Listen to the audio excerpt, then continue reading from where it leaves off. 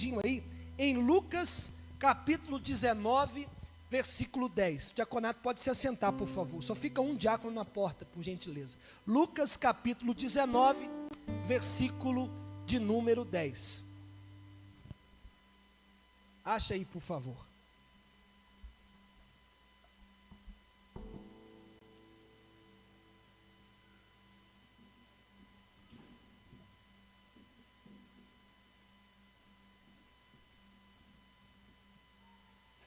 Todos acharam?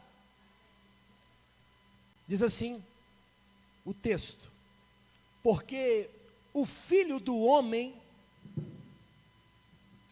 veio buscar e salvar o perdido. Vou ler de novo.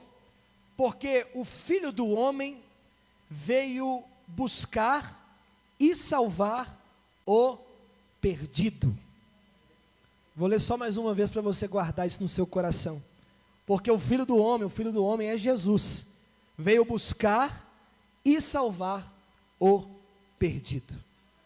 Pode fechar a sua Bíblia, feche os seus olhos. Senhor, fala conosco, nós queremos ouvir a Tua voz, queremos ser ministrados pelo poder da Tua palavra, que nessa noite o Teu Espírito Santo fale aquilo que nós precisamos ouvir, não aquilo que nós queremos ouvir. Que a Tua presença seja liberada sobre nós, e que a Tua palavra nessa noite possa transformar a nossa vida, possa gerar vida para nós. Em nome de Jesus nós oramos, e em nome de Jesus agradecemos, e quem crê diga amém. Quero falar de um tema hoje que é um tema, talvez não, com certeza é o principal tema da Bíblia. E é um tema que infelizmente eu pouco ouço falar nas igrejas. E é muito impressionante isso, porque se esse é o principal tema da Bíblia, a gente deveria falar mais sobre ele. Eu quero falar sobre salvação. O tema dessa mensagem é salvação. Nós vamos falar aqui sobre esse princípio que está em toda a Bíblia e que é o centro da Bíblia. Jesus, Ele veio, está aqui o texto dizendo, Jesus veio para buscar e salvar o perdido. Infelizmente, a gente às vezes acha que todo mundo sabe sobre esse tema. E eu sei que eu tenho aqui dois tipos de pessoas. Eu tenho gente aqui que já é salva em Jesus, e que com essa palavra vai sair muito mais esclarecido e fortalecido, e vai sair daqui agradecendo a Jesus pelo maior milagre que Jesus fez, que é o milagre da salvação. E eu sei que tem gente aqui que não é salva ainda, mas em nome de Jesus nessa noite, haverá salvação, e você poderá sair desse culto salvo em Cristo Jesus. Esse tema, embora seja o principal tema da Bíblia, a gente pouco fala, e parece que todo mundo entende dele. E o texto que nós lemos está aqui dizendo, olha, Jesus veio para uma coisa. É interessante que a Bíblia é um livro de foco, não é? Não tem esse negócio de muita coisa não. Jesus sempre foi focado, simples. Jesus veio para salvar, ponto final.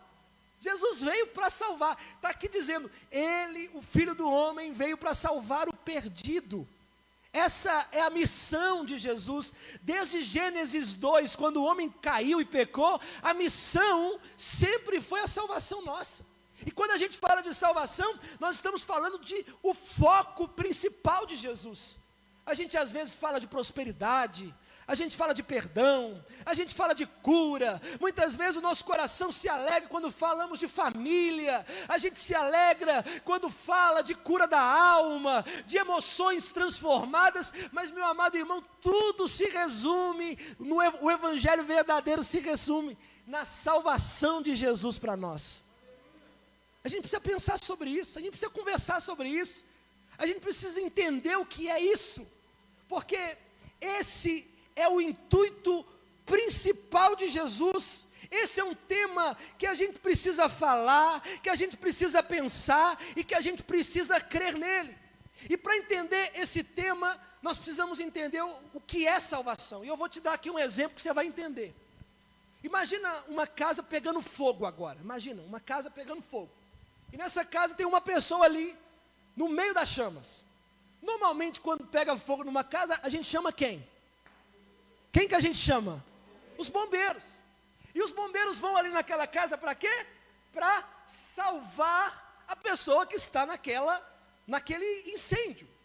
E chega ali o bombeiro, e o bombeiro precisa ali salvar. Tem alguém naquela chama, imagina isso comigo, a cena, alguém gritando, socorro, me ajuda, me salva dessas chamas. E aí chega um bombeiro preparado, que vai ali com o intuito de salvar aquela pessoa das chamas. Repare, só existe salvação desse bombeiro se houver chama. Se não tiver chama, se não tiver fogo, não faz sentido falar de salvação. Salvação só faz sentido falar quando há perigo. Salvação só há sentido falar quando a casa está pegando fogo, quando tem um risco verdadeiro. Então, quando a gente fala de salvação, nós precisamos entender que Jesus é esse bombeiro. Nós estamos no meio de uma chama, nós nascemos no meio de um problema grave que é o pecado. A chama, o fogo é o pecado. Esse problema é grave, e esse problema é para todos. E aí o bombeiro, que foi chamado para nos salvar, que é Jesus, com esta missão ele veio nessa terra, e se a gente chama por ele, se a gente crê nele, se a gente acredita no que ele está fazendo, ele pode nos salvar deste perigo. Para haver salvação, guarde isso, é necessário que haja uma condição de risco, de perdição. É por isso que o texto que nós lemos, Jesus falou isso aqui, sabe para quem? Jesus entrou na casa de um pecador, de um camarada que ninguém tinha coragem de entrar na casa dele, que foi o Zaqueu. Lembra da história do Zaqueu? Aquele baixutinho que subiu na árvore para ver Jesus? Esse Zaqueu, o pequenininho que subiu na árvore para ver Jesus, era publicano. E publicano é o mesmo que cobrador de imposto. Ninguém gosta de cobrador de imposto, nem hoje, nem naquela época. Se alguém chegar na sua casa, a Receita Federal bater lá e falar, ó, está devendo tanto imposto de renda, você não vai gostar. Ninguém gosta de cobrador de imposto. E naquela época ninguém gostava. Também como hoje. Hoje em dia é eletrônico, naquela época era de porta em porta. E ninguém entrava na casa de Zaqueu. Porque se entrar na casa de um cobrador de imposto, se ninguém gosta do cobrador de imposto, também não vai gostar de quem entrou lá. Então, Jesus entra na casa de Zaqueu, ninguém entrava. Jesus entra, e Jesus fala, peraí, está todo mundo com preconceito com esse camarada, mas eu vim aqui, eu só estou nessa terra para salvar gente como ele, para salvar gente perdida como ele está em risco, ele me chamou e eu entrei na casa dele, e eu estou na casa dele para salvar exatamente pessoas que estão perdidas como ele. Ninguém gosta de Zaqueu, mas eu gosto. Ninguém acredita em Zaqueu, mas eu acredito. Ninguém dá nada para o Zaqueu, mas eu dou a minha vida por ele. Eu vim para salvar aqueles que estão perdidos. Então, repare, para haver salvação tem que haver perigo, tem que haver risco, tem que haver problemas. E para haver salvação, diante de tudo isso que nós falamos, alguém tem que reconhecer que precisa de ajuda. Agora, pensa comigo, uma pessoa que está nessa chama, pegando fogo dentro de casa, e aí alguém chama o bombeiro para ele está passeando na chama e fala, oh, eu não preciso de você não. Fala para o bombeiro, pode ir embora, eu não quero saber de você não. Faz sentido isso, gente? Alguém que está em chamas, alguém que está correndo perigo, fala, eu não preciso de você não, bombeiro, vai embora. Faz sentido isso? Responde, por favor. Não faz. Mas infelizmente isso é o que está acontecendo com muitas pessoas. Nós estamos perdidos. Olha aqui o que a Bíblia fala em Romanos 3:23. Todos pecaram e destituídos estão da glória de Deus. Ou seja, estamos todos perdidos. Todos nascemos perdidos. E aí Jesus, que veio nos salvar, nós estamos no meio de uma casa pegando fogo. Jesus veio nos salvar dessa perdição. Aí ele chega lá, a gente fala, eu não preciso de você não. Pode voltar. Eu não tenho tempo para você agora não, que eu estou aproveitando as chamas. Eu estou aqui sendo queimado, está ótimo aqui. É isso que está acontecendo. Jesus está querendo salvar pessoas. Jesus está querendo tirar pessoas da perdição, da lama, dos problemas, da crise, da morte. E tem gente falando, não vem não, que eu não estou precisando de você aqui não. Está sofrendo, mas não sabe que está sofrendo. Está perdido, mas não sabe que está perdido. Então, para haver salvação, tem que ter um perdido. E para esse perdido ser salvo, esse perdido precisa reconhecer que está perdido. Será que você entende que você e eu, que nós estamos perdidos e sem Jesus não há esperança para nós? A casa está pegando fogo, o pau está quebrando, o mundo está perdido.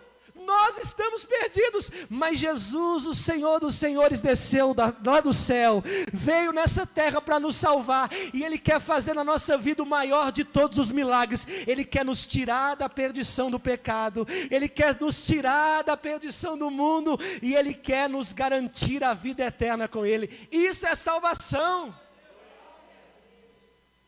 Ô bombeiro, não vem não que eu estou precisando de você. Quantas vezes nós já negamos o Salvador na nossa vida? Quantos cristãos que estão até aqui agora, ou talvez no YouTube em casa, que já negaram, mesmo conhecendo que Ele é Salvador, já negaram esse milagre na vida deles. Então, meu amado irmão, hoje você vai sair daqui agradecendo, desesperado, dizendo: oh Deus, eu não mereço esse negócio não, mas o Senhor me salvou, obrigado, obrigado, esse é o maior milagre, eu não preciso de mais nada, o resto é lucro, eu já sou salvo no Senhor. Em Lucas capítulo 15, há uma história famosa do filho pródigo. Já ouviu essa história?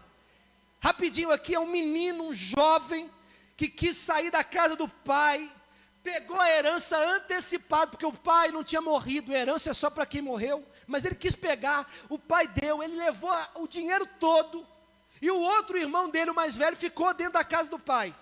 Aí o menino mais novo gastou tudo, você conhece a história, irresponsável, mau caráter, sem vergonha, gastou tudo, mas um dia, ele falou: peraí, eu estou perdido aqui, e a Bíblia diz que ele estava num caminho todo errado, e ele decide voltar para a casa do pai. Ele estava perdido, reconheceu que estava perdido, voltou para a casa do pai, e a Bíblia diz que o pai recebeu ele com um abraço, fez um churrascão para comemorar, matou o melhor boi que ele tinha, fez um festão, chamou todo mundo e falou: o meu filho estava perdido e foi achado, ele foi salvo. Aí a gente só fala do filho pródigo, a gente esquece de falar do irmão mais velho, porque a história do filho pródigo não é sobre um jovem, é sobre dois. Um estava perdido e reconheceu que estava perdido e voltou. O outro olhou para aquela festança e falou assim: rapaz, que absurdo, que mundo desigual, eu estou aqui trabalhando feito um condenado para o meu pai, nunca abandonei ele, e o meu pai nunca matou nunca fez está matando, fazendo picanha para o meu irmão, e para mim não faz nem carne de segunda, não faz nem a 100 para mim, nem músculo, como é que é possível? Aí aquele menino sai revoltado, o filho mais velho, sabe por quê? Porque o filho mais velho, ele também estava perdido, só que ele estava perdido na casa do pai, e ele estava perdido e não reconheceu que estava perdido. O filho mais novo errou, fez tudo errado, mas reconheceu e falou: eu preciso de salvação. O filho mais velho estava perdido, mas não sabia que estava perdido. O problema não é estar perdido, o problema é estar perdido e não saber que está. Tem gente que está perdido dentro da casa do pai, mas nessa noite eu vim aqui como profeta de Deus para dizer: haverá um tempo de salvação hoje, haverá salvação neste lugar, haverá salvação na sua família, haverá salvação entre os seus vizinhos. Há um tempo que Deus está preparando de salvação para nós e para a nossa casa e para a nossa família. Muitas vezes nós estamos perdidos e não sabemos que estamos perdidos. Já esteve perdido em algum lugar e ficou sem bateria no celular, sem o GPS? O resultado disso é terrível. Hoje em dia ninguém anda para lugar nenhum sem GPS, e muita gente está perdido sem GPS. Jesus, Ele é o nosso GPS, Ele quer nos dar um caminho. A Bíblia fala em João 14 que Ele é o caminho, a verdade e a vida. Jesus quer salvar os perdidos que estão aqui hoje, e eu sou um deles. Nessa noite Jesus quer trazer salvação para todos nós. Agora, eu fico impressionado, e eu já estou caminhando para o final da palavra para a gente orar. Coloca para mim Marcos 16, por favor. Eu fico impressionado que quando a gente fala sobre salvação, as pessoas não se entusiasmam mais.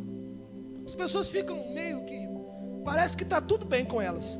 E eu fico impressionado como é que alguém que é salvo em Jesus olha para alguém da família, olha para alguém que conhece, e ele sabe que aquela pessoa está perdida, mas isso não dói nele. Primeiro, se eu estou perdido, eu quero ajuda para me encontrar, para ser salvo. E segundo, se eu vejo alguém perdido, não é possível. Se eu sou salvo e eu vejo alguém perdido, não é possível que eu seja indiferente a isso. Não é possível. Como é que alguém passa aí desapercebido? A gente às vezes acha que aquela pessoa não está perdida. Irmãos, eu vou ler aqui de novo o texto, para que não fique parecendo que é fake news. Romanos 3:23. Todos pecaram. Quem pecou? Todos. E destituídos estão da glória de Deus. Todos. É aquela pessoa que você acha que está salva. Se ela não tem Jesus, ela está perdida. Ah, pastor, mas ela tem um sorriso tão lindo, ela só fica rindo, mas o coração dela está vazio, você não está nem sabendo. Tem gente que está bem, você olha para ela, a pessoa está radiante de alegria. Não existe alegria permanente e verdadeira sem o Salvador. Essa é uma verdade inegociável do Evangelho, e a gente agora está relativizando. A pessoa deve estar bem. Não está não. Sem Jesus ninguém está bem. Sem Jesus não há salvação, e se não há salvação, aquela pessoa está perdida. Eu vou terminar essa palavra com os 3 passos para a salvação. Quer ser salvo? Quer salvar outras pessoas? Repare aqui esses 3 passos. Marcos 16. Quem crer e for batizado será salvo, mas quem não crer será condenado. Simples assim. Preste atenção. 3 coisas que precisam acontecer para haver salvação. Número 1, para haver salvação, a primeira coisa já aconteceu: o Salvador se manifestou. Essa é a primeira coisa. Se não tem Salvador, não tem salvação. Se eu estiver numa casa pegando fogo e o bombeiro não aparecer, morri. O bombeiro tem que aparecer, e o bombeiro já apareceu. Jesus já veio na terra e já ofereceu para nós a salvação, e o trabalho já foi todo feito. Ele na cruz declarou assim, ó: está consumado, que significa a obra está concluída, eu já fiz tudo que tinha que ser feito para salvar as pessoas. Então escuta, a primeira coisa e a mais difícil já está feita. Nós já temos o Salvador, pelo qual nós temos que crer nele. João 3,16, o que está escrito lá? Deus amou ao mundo de tal maneira que enviou o seu Filho único, para que todo aquele que nele crê não pereça, não morra, não vive em perigo, mas tenha vida eterna. Então a primeira coisa já foi feita. Segunda coisa, Jesus falou ali: para haver salvação tem que crer. Para haver salvação tem que crer. Pensa comigo, o bombeiro lá, na mesma história, só estou falando do bombeiro hoje para você entender. Está lá o cara pegando fogo, aí o bombeiro fala: vem, você tem que abaixar um pouquinho, dá uma respirada mais de leve, coloca alguma coisa sobre o nariz. Aí a pessoa responde: bombeiro, eu não acredito em nada que você fala não, senhor, vou ficar aqui do meu jeito. Não, mas para você ser salvo, você tem que abaixar um pouquinho, tem que arrumar um pano molhado. E aí o bombeiro está dando orientação para a pessoa, e a pessoa: eu não creio no que você fala. Sem crer, não tem como ser salvo. Crer fala de entregar, crer fala de confiar, crer fala de acreditar, crer fala de se arrepender, crer fala de todo o conjunto da obra que eu tenho que fazer para ser salvo. Se eu creio que Jesus morreu na cruz para me salvar, se eu acredito nisso, eu sou salvo. É muito simples. Por que a gente complica as coisas? A pessoa pode crer ou não naquilo que é melhor para ela. ela pode aceitar a ajuda do bombeiro ou não aceitar. Ela pode aceitar o que Jesus fala ou não aceitar. Mas se ela aceitar, a Bíblia diz que essa pessoa será salva. E a última coisa para a gente orar é que para haver salvação é necessário o que Jesus ensinou, que é o batismo. Irmãos, falar de batismo para gente batizada pode não fazer sentido para você, mas para mim faz todo sentido. Sabe por quê? Porque tem gente que já foi batizada e nem entendeu ainda o que fez. E mais do que isso, tem gente que já foi batizada e nem consegue pregar para os outros sobre isso. Então, eu sei que tem gente aqui que é batizada, e eu sei que tem gente que não é.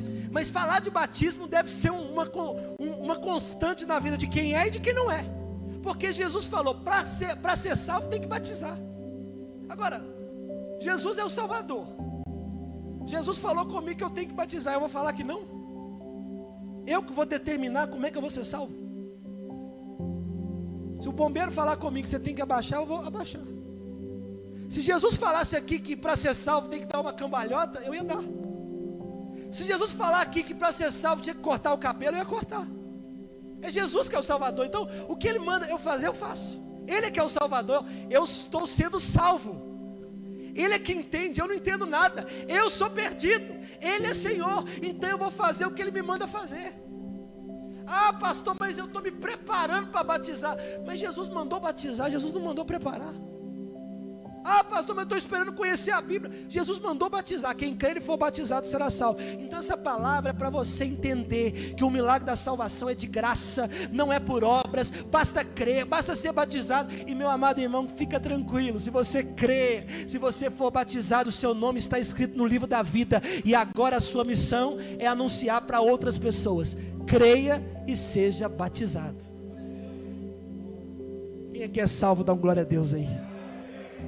Escuta o que eu vou dizer. Eu termino essa palavra dizendo para você: você pode não ter nada hoje que você pediu, mas o maior milagre que você tem,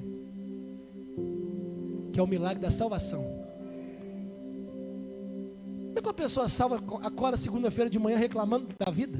Como é que é possível um trem desse? A gente é complicado, né? Você vê, eu que já recebi o maior milagre, eu estou reclamando de quê?